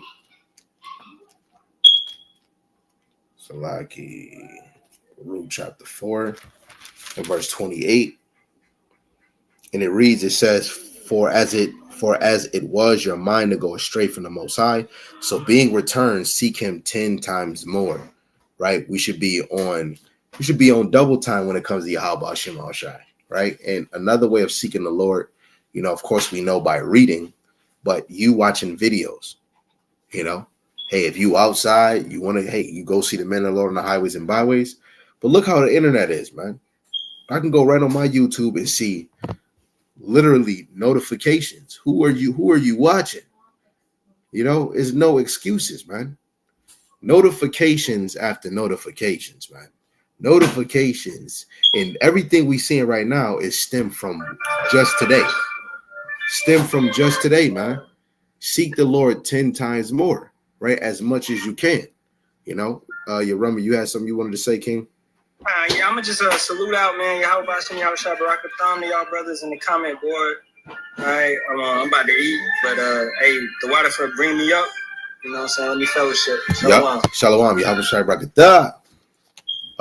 Before I keep going, Yasharala, you wanted to say something? No, somebody asked a question about what's going to happen to the heathen on the comment board. Yeah, I know. Is I that already what seen it was? Yeah, I already seen it. Right? No, you probably was busy on the other side. I said before I even answered that, I was going to stay and deal with this topic because it's all about reserved of Israel. And I just said it just a second ago. You have to hear. No sweat. Yeah, you have to hear why Israel is being saved. And then eventually. And that's why I told him, because I did reply to him just to let you know I did reply to the individual. I was like, focus on the lesson right now. Don't focus on what's going to happen to the heathen. That's not even your concerns about how the Most High is going to redeem Israel. And he's going to do it by Yahweh Shai HaMashiach. That's all. Mm-hmm. So that's, I mean, if you need me for anything else, I'll be muted. Okay, If you need me for anything else. So when you go back to Baruch, because there's a point that we want to make, Baruch chapter 4 and verse 5 and 6, it says, be of good cheer, my people, the memorial of Israel. Ye were sold to the nations, not for your destruction, but because ye moved the Most High to wrath. You were delivered unto your enemies, for ye provoked him that made you by sacrificing unto devils and not to the Most High. When you go to the prayer of Azariah, the 9th chapter, the Lord have basically given you to lawless enemies, God-forsaken people. And when you read from 4 down to 9, it tells you what the Lord has done is true judgment, you know? So first, we got to understand the difference, because we talking about Israel being preserved, right? Why they in captivity? What did they do? You know what I'm saying? This is our consequences. This is our punishment. But even in between these verses, we're not seeing any point of the nations being delivered or being saved. Now, a precept just came to mind. Let me just get this real quick. Limitations, the 4th chapter. Because I know some people say, hey, it's some nice Edomites, but hey, who cares? The whole nation of Edom, the Lord don't care about. It's not one verse where the Heavenly Father say, hey, it's some nice Elamites. I know some nice Elamites, but where's the verse that the Lord cares about that? So when you look at Limitations, the 4th chapter, in verse 21, it says, rejoice and glad, O daughter of Edom. This is speaking about man, woman, and child of Edom. Really, first the elites that dwellest in the land of Uz. The cup also shall pass through unto thee. Thou shalt be drunken and shalt make thyself naked. The punishment of thy iniquity is accomplished, O daughter of Zion. He will no more carry thee away into captivity. He will visit thy iniquity, O daughter of Edom. He will discover thy sins, right? They're basically are going to be in a naked estate, not naked with no clothes, but their wickedness, their sins are revealed. Just like Adam and Eve, where it says their nakedness is seen. It's not talking about literally they was running around in the garden booty naked. No, their sins was revealed, right? So Esau is being revealed. 2 Thessalonians 2 and 3. He's being revealed. All other nations are under him when we look at Psalms 83. But outside, what is Israel? What is the Israelites' estate on the earth until Yahweh Shai come back? They're going to be low. They're going to be in their captivity, right? When we're actually high is when we're connected to Yahweh Ba'ashem Yahweh Shai, just like it says in Judith, the 5th chapter. You see what he said right there? He said, I am giving you the truth, but you choose not to listen. What truth are you giving Jacob, Jan? What are you talking about? Oh, no, he's talking about Epstein. If you scroll up a little bit, he was saying he got proof on the Epstein. All right, so Jacob, we know you're not in the truth because we don't use that name, Yeshua. That's not the name of the Son of the Most High. The name of the Son is Yahweh Shai HaMashiach. This is why you need to be quiet and you need to listen. Brother, if you can you give them Ecclesiastes 5 and 1? Are you able to do that real quick? Or if you want, I can do it. While you stay there and teach what you need to teach. I can do it if you want me to. No, it's okay, King. I got you right now. This Ecclesiastes 5 and 1. It says, keep thy foot when thou goest to the house of the Most High, and be more ready to hear than to give the sacrifice of fools, for they consider not that they do evil. Right. You ain't considering that you're doing evil right now. You ain't considering that you're learning. Mm-hmm. The brother's trying to teach you how Israel is going to be redeemed. And it's about the redemption of Israel. It's not about the other nations. It's about Israel right now. And you talking about some heathen named Epstein. Right? It has nothing to do with what we're talking about. All right? So, if anything, you need to be quiet. All right? Because I'm about to give you 3 strikes. You keep going, and then at the end of the 3rd strike, you're going to get muted. And then you're going to just learn in silence. Is that okay for you out? Mm-hmm. All right, then. Let me mute up. I'm going to mute up. All right. Nah, and just because you just said that, you keep saying he know the wicked one. So let me just ask the question. Just saying by nation. Let's just go straight to the point. Nation-wise, what it says in the scripture, who is the wicked one? Jacob, that's for you. Nation-wise, pertaining to the scriptures that the Heavenly Father, Yahweh, and Yahweh Shai said, who is the wicked one? What nation is that? Come on, man. You're running a good bar, man. You are a fast trigger. But let's just see if Jacob agrees. Yeah, Carl Garami. He was talking to the other brother. He was asking him if you don't know the real name of the, no, you of good, the King. son. You good, King. You good. If you don't know the real name of the son, then I'm sure you don't know who the enemy is. Right. The major enemy is the Most High. So, let's see.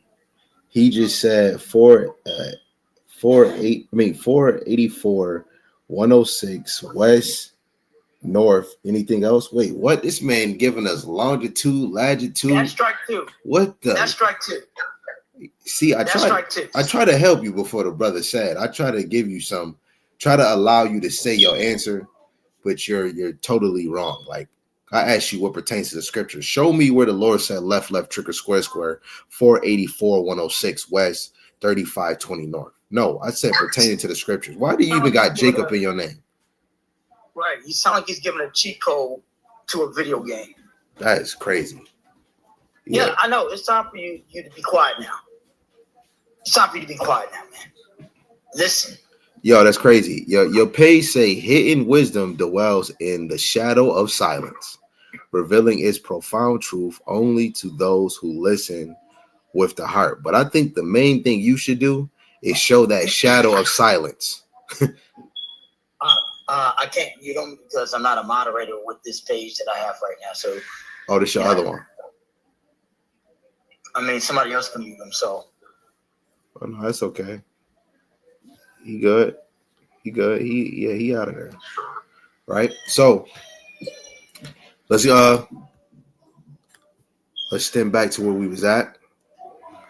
This is Isaiah, the 45th chapter and verse 4.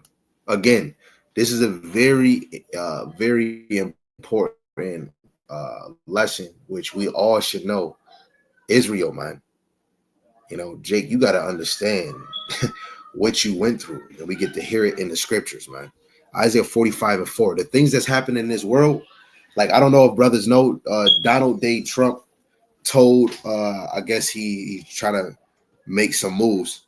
I could read it in my messenger. Donald Duck said that, let me make sure I can read this right before I read this verse. Donald Duck just said, hold on, my internet on my phone.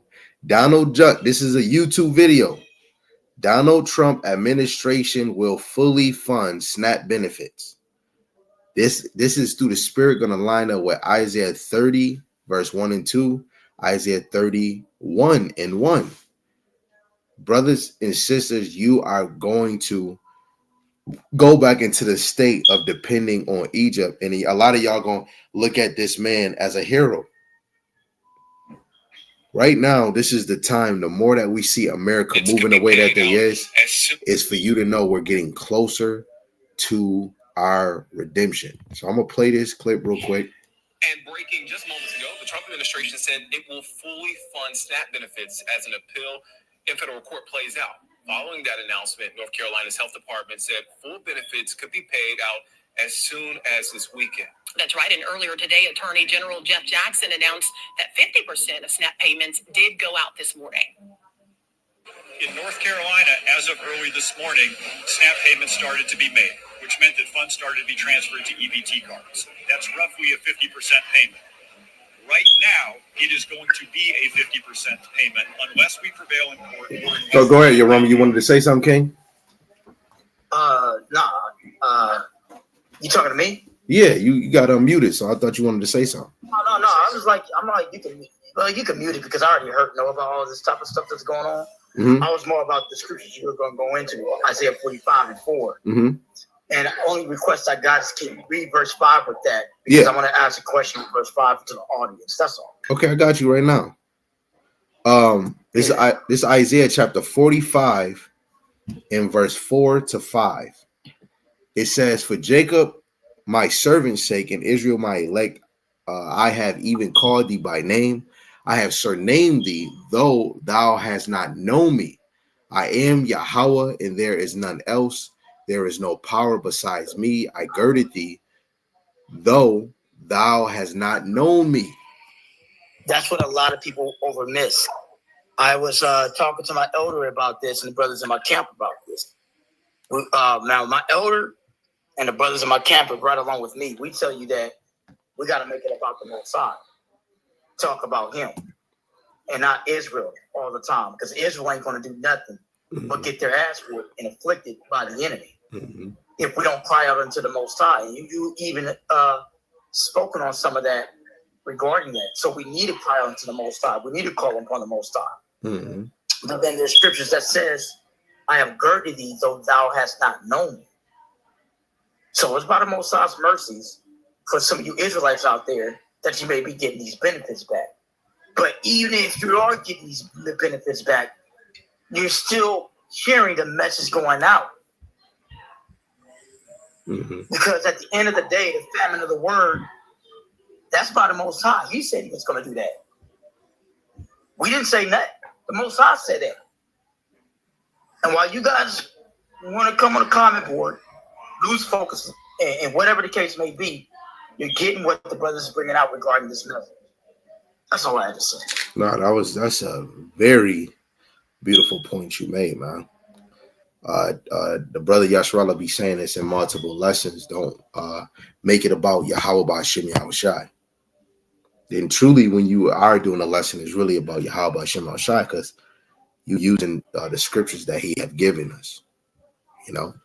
So let's get Isaiah 65 in verse 8 and 9.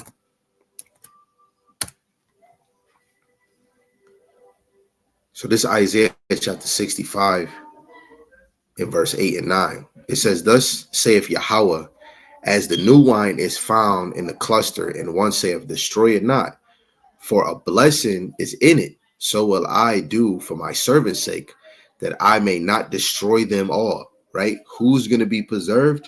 The elect. And before I read verse 9, how is that? What benefits the elect from being preserved when you understand the men?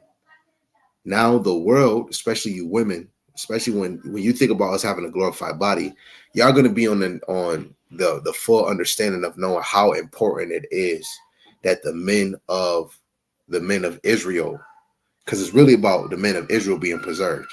Because if you take away all the Israelite women and you just save the men of Israel, you can bring back all those. You could bring back all men, women, and children of the nation of Israel through the loins of men, because the sperm.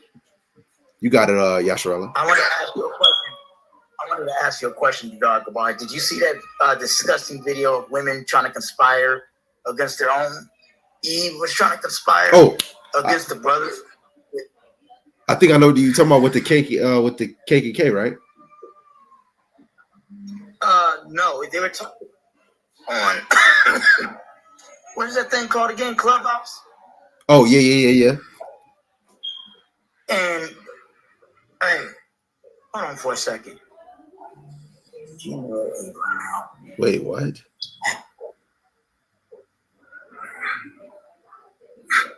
All right. Told you so. All right, that's strike one. All right. We're talking about a lesson here. All right, so that's strike one. Let's get back to this. So these women we're talking about, we want to see so-called black man get wiped out. Right? Mm-hmm. And she recorded how the sisters was talking to this so-called white man. Like, just get rid of them, wipe them out, beat them.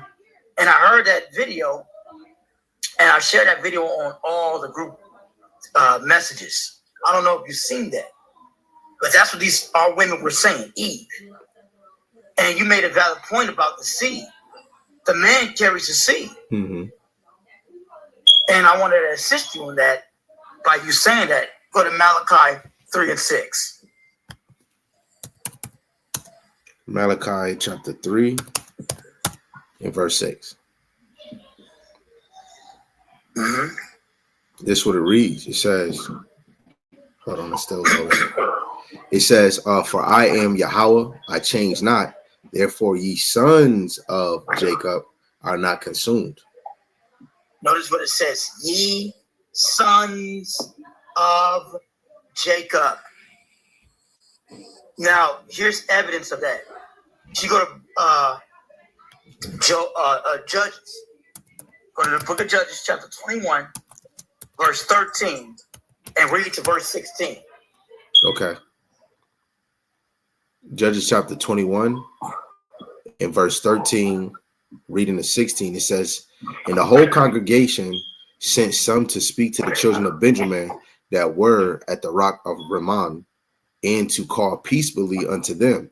And Benjamin came again at that time, and they gave them wives, which they had saved alive of the women of Jabesh Gilead, and yet so they sufficed them not. And the people repented them for Benjamin, because Yahweh had made a breach in the tribe of Israel. Then the elders of the congregation said, how shall we do for wives for them that remain, seeing the women are destroyed out of Benjamin? Somebody mute told you so. Somebody mute told you so. Can you read that again, Baba Kachab? Okay, you want me to read 13 and 16 again? Yeah, and then after you read that, you expound on it. I'm gonna mute my mic. Okay. Judges 21, verse 13. It says, the whole congregation sent some to speak to the children of Benjamin that were in the rock of Rimmon, and to call peaceably unto them. And Benjamin came again at that time, and they gave them wives, which they had saved alive of the women of Jabesh Gilead, yet so they sufficed them not. And the people repented them of Benjamin, because that Yahweh had made a breach in the tribes of Israel. And the elders of the congregation said, how shall we do for wives for them that remain, seeing the women are destroyed out of Benjamin? Right? You gotta ask, huh? Who did it? Who destroyed the women out of Benjamin? It wasn't man that did that. Mm-hmm. It was the Most High that did that. Right. And I said this before this point. A lot of you women that are conspiring against your own man of Israel, you women of Israel, you will be replaced. Ooh. Some of the brothers, you see it, right? No, go ahead, King. No, you can see I'm helping you out, huh? A lot of you women could be destroyed out of your tribes. That's why you need a fear of the Most High, to be afraid of him. Because if he did it before, you best believe he can do it again. All right? That's why I had the brother read Malachi 3 and 6. It says, I am Yahweh, I change not, therefore ye sons of Jacob are not consumed. Mm-hmm. He never said it about the daughters. So think about that. All I had to say. Yeah, that was plain. That was super plain. You know, and you gotta understand, sperm is life. You know, y'all gotta have an egg to consume the sperma. You know, and this is a humbling thing, man. Yahweh Shema Shai created us, and he separated the man and the woman. You know, so still at the end of the day, like I said earlier, if the Lord took out all the women of Israel, and it's just say if it was 10 Israelite men, they can rebring. No, let's just say it's 12 tribes. just 12 men from the 12 tribes, they can plant their seeds in multiple women of different nations, and they can bring their whole nation back. Y'all women can't. It's over. Another nation plant a seed in you, you're going to be carrying his descendant. And that just a small example will let you know how valuable a man is. Exactly. And when you go to the man of that other nation, that other race, you're part of his house. And that's what a lot of you slave plantation Christians don't understand. That's why you think Sarah committed incest with Abraham when Abraham said, he is of my father, but not my mother. He was talking about the house.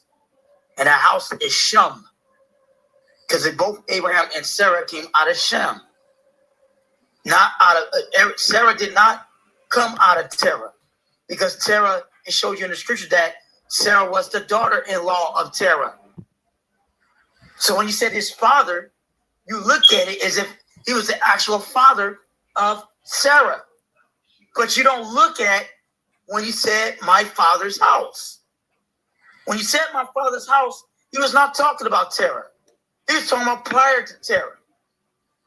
Because she was Shemitic and Abraham was Shemitic. All of Israel is Shemitic.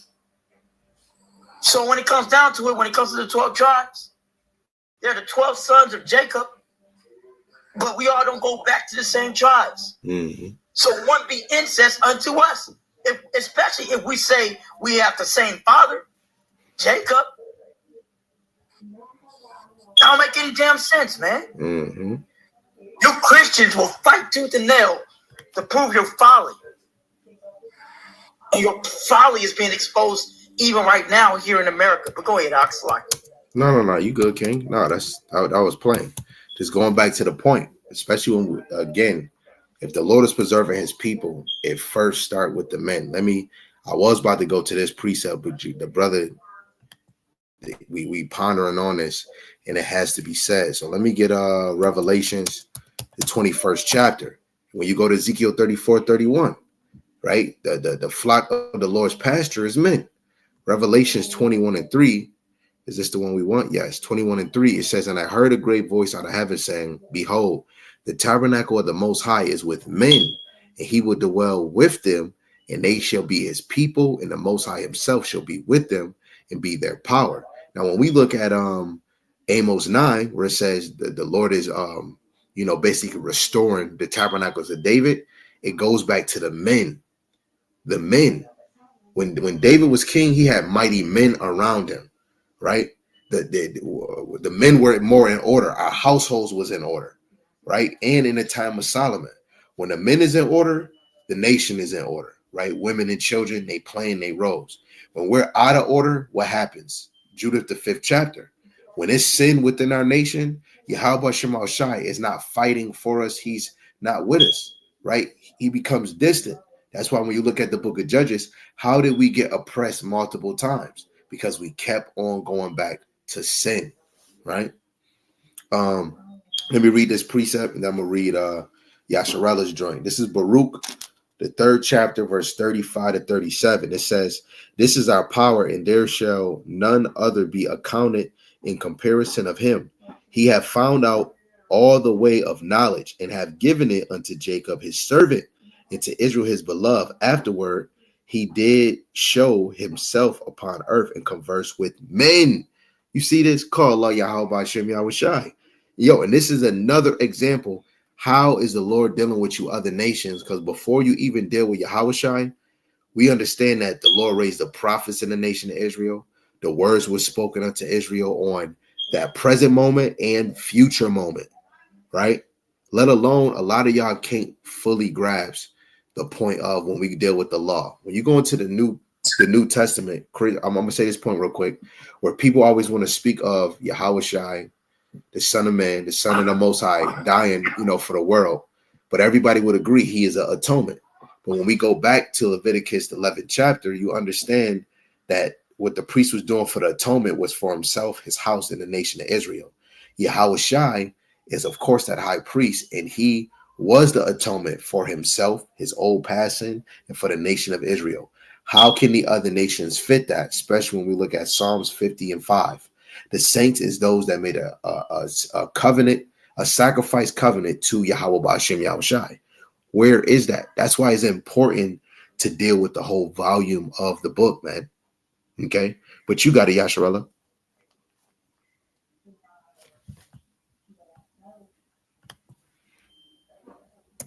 Brother, brother. Yasharella.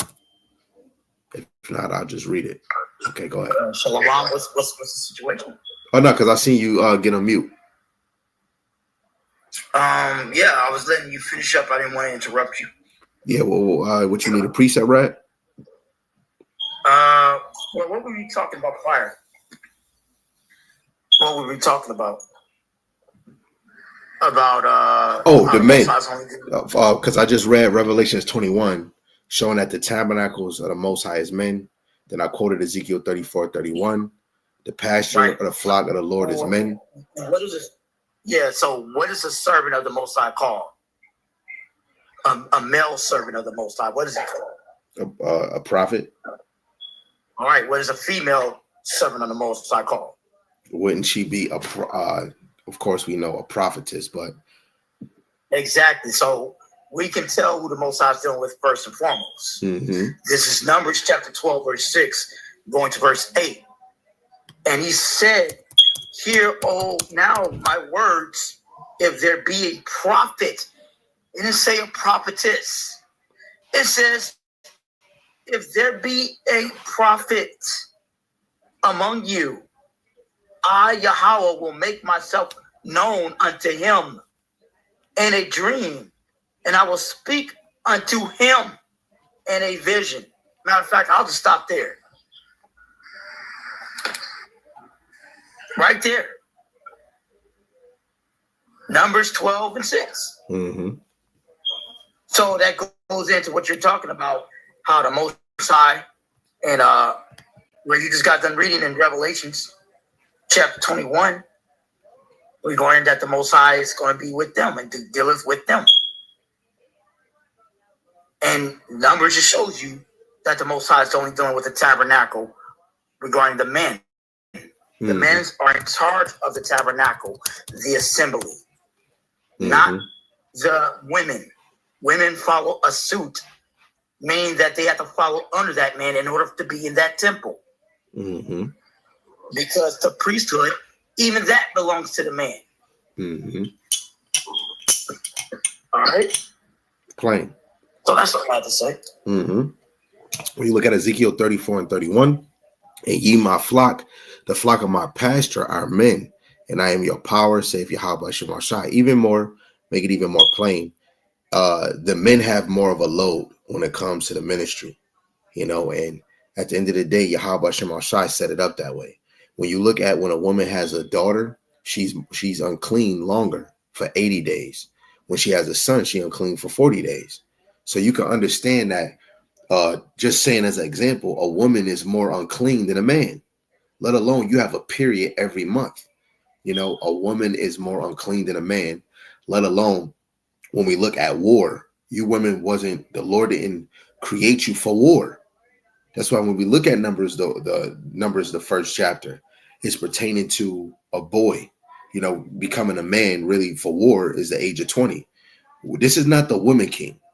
The Lord knew your role, that you was made for man, right? And you are the weaker vessel, spiritually, mentally, and physically. Solomon said, out of 1,000 men, he's seen one righteous, and out of 1,000 women, he didn't see none. You're made different. You're made with a different cloth, but it's okay because you were made to be a follower of the men so that you can get that beautiful kingdom, let alone you women are a part of a man's glory.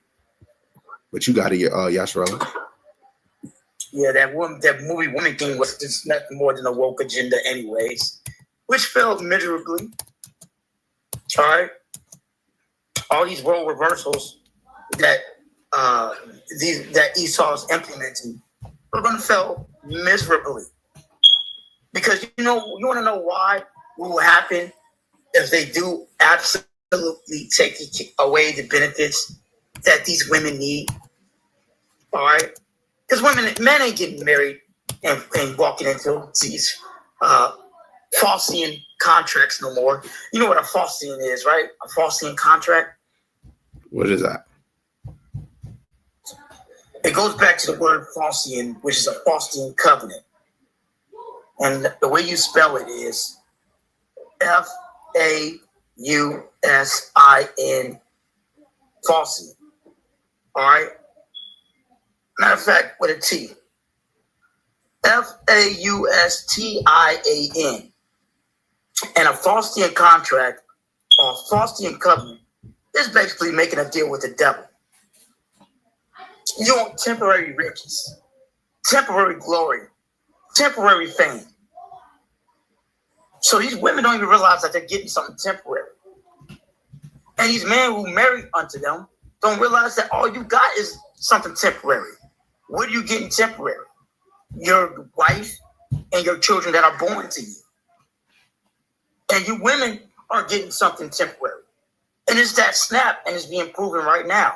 You see, Esau knows if he takes away that snap, if he take away these benefits that these women need, these women are going to cleave on to their households, to their men.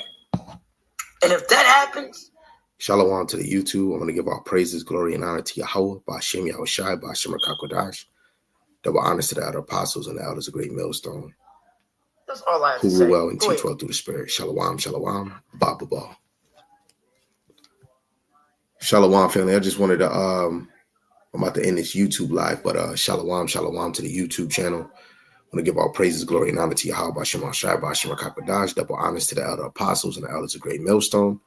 And a mighty shalom to the hopeful elect in the same spirit, Lord willing, that y'all continue in sound doctrine. Shalom to the aqua of the believers of this faith. Lord willing that, this was edifying to the point that it went. The Most High's people will be preserved, which is the elect. With that, shalom, Shalom. You had to go. I didn't know you had to go out. No,